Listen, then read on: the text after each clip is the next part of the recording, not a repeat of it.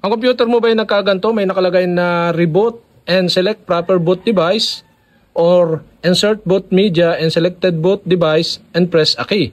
So kapag ganyan ang problema, gagawa natin ang solusyon. Ang gawin nyo lang, sundan nyo lang ako. I-off nyo muna yung inyong computer, tapos i-on nyo ulit. Once na mag-on na siya, yan, na-on na yung monitor at na-on na rin yung computer, press nyo na itong delete button. Yan, press.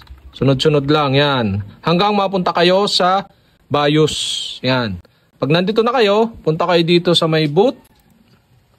Tapos dito sa boot, yan. Dito sa may boot option properties.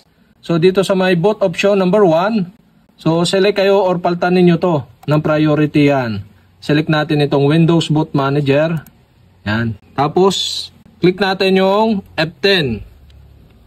Tapos lalabas is save and reset. So click natin yung yes by press the enter button to select yes. At yan, magre-reload na yung ating computer.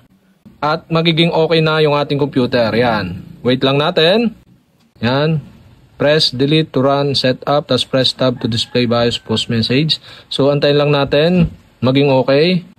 Yan. Yan. Okay guys. Okay na yung ating computer. Kapag ka may ganong lumabas, ganun lang ang gawin nyo. At magiging okay na ang inyong computer.